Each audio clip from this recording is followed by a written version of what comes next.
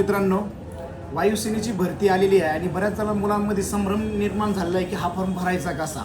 यासाठी जी जागा आलेल्या आहेत त्या जागांसाठी आयुची सीमा आहे तुमची 2005 पासून 1 जानेवारी 2005 पासून तर जूनपर्यंत 2006 पर्यंत.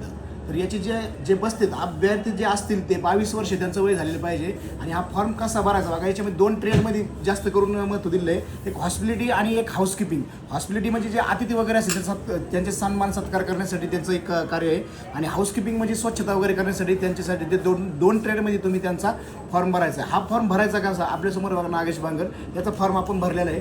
हा फॉर्म भरताना आपला हा फोटो पासपोर्ट साईजचा फोटो अशा प्रकारे त्याचा इथं पासपोर्ट साईजचा फोटो लावायचा आहे. आणि इथं समोरची तुम्हाला ट्रेड टाकायचा आहे. हा ट्रेड इथं भरायचा आहे. आणि त्याच्यानंतर बघा नाव टाकायचं आहे पूर्ण कॅपिटल. भरताना फॉर्म पूर्ण कसं भरायचं आहे, कॅपिटलमध्ये बांगर नागेश नवनाथ, त्याच्यानंतर आधार कार्ड, त्याच्यानंतर आपलं वडिलांचं नाव बांगर नवनाथ आणि त्याचा व्यवसाय काय, वडिलांचा व्यवसाय काय आहे तो व्यवसाय, त्याच्यानंतर आईचं नाव आणि जन्मतारीख बघा, जन्मतारीख टाकायची. आणि आपलं वय किती आता सध्या चालू किती वय तेवढं वय टाकायचं आहे. नॅशनॅलिटी काय आहे, इंडियन. लग्न झालं आहे किंवा नाही झालं, मॅरिड स्टेटस बघा, अनमॅरिड. आणि बॉडीवरती टॅटो आहे किंवा नाही ह्याच्यावरती ते टाकायचं आहे. आणि त्याच्यानंतर इथं कोणतं गाव आहे, आपलं गाव पत्ता वगैरे सगळं व्यवस्थित टाकायचं आहे. आणि आपलं ईमेल ID व्यवस्थित टाकायचं आहे, कारण त्याच्यावरती तुम्हाला मेसेज पडणार आहे. आणि त्याच्यानंतर तुमचा मोबाईल नंबर व्यवस्थितरित्या टाकायचा आहे, जो तुमच्या आधार कार्डशी लिंक असेल तोच टाकायचा आहे. आणि आपला इथून परमनंट ॲड्रेस, कोणता परमनंट ॲड्रेस आहे तो तुमचा व्यवस्थित भरायचा आहे. तुम्ही कुठून येतात, तुमचं 10वीचं कोणत्या बोर्डातून तुमचं सिलेक्शन झालं आहे ते व्यवस्थित टाकायचं आहे. त्याचं सर्टिफिकेट नंबर असते तुमच्या मार्कशीटवरती ते पण टाकायचं आहे. त्याच्यानंतर बघा पलीकडे तुमची ज्यावेळेस जातात तुमची लँग्वेज तुम्हाला कोणत्या लँग्वेज माहिती येतात ते टाकायचं. एक मराठी आणि हिंदी इंग्लिश तुम्ही कोणत्या पण 2 टाकू शकता. त्याच्यानंतर तुमचं पास्ट काय, तुम्ही सर्व्हिस केली किंवा नाही केली, याच्या पाठीमागे तुम्ही सर्व्हिस कुठं करतात किंवा नाही. आणि सध्या तुमचं काय ऑक्युपेशन काय आहे, तुम्ही स्टुडंट येतात, तुम्ही काही तर सर्व्हिस करतात ते टाकायचं आहे. आणि इथं आपली सिग्नेचर आपली व्यवस्थित करायची, सिग्नेचर आणि स्पष्टता करायची याच्यामध्ये.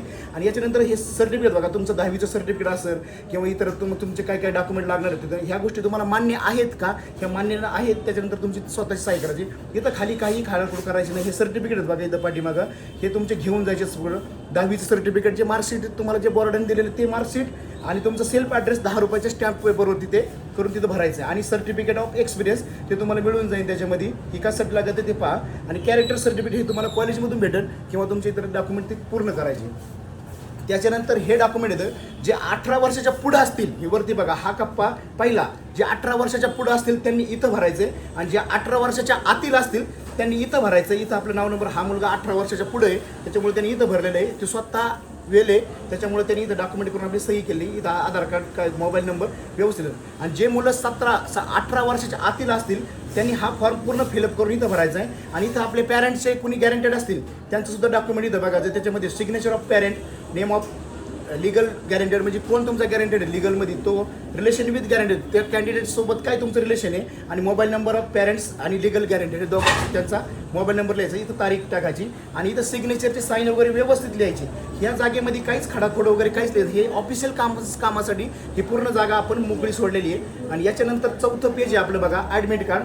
हे ॲडमिट कार्डवरती तुम्हाला हाऊसकीपिंग या तुमचं कोणते हॉस्पिटॅलिटी ह्या काय करायचं तुमचं ते व्यवस्थित टाकायचं आहे. आणि त्याच्यानंतर तुमचं जे डॉक्युमेंट आहे स्वच्छ अक्षरामध्ये आणि कॅपिटलमध्ये व्यवस्थित लिहायचं आहे. बांगर नागेश नवनाथ असेल, आधार कार्ड नंबर असेल, आपल्या वडिलांचं नाव असेल, आईचं नाव असेल, तुमचं हाऊस नंबर असेल तर हाऊस नंबर टाका. आणि तुमचा ॲड्रेस जेव्हा तुमच्या आधार कार्डवरती असेल किंवा जो प्रोफाईल असेल तो आधार कार्डवर टाका.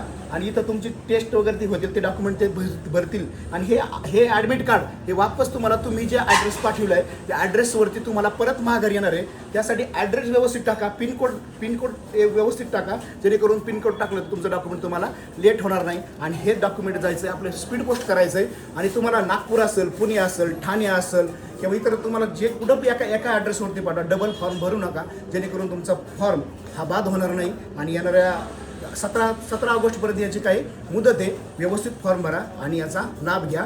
धन्यवाद. खरा काशी. धन्यवाद.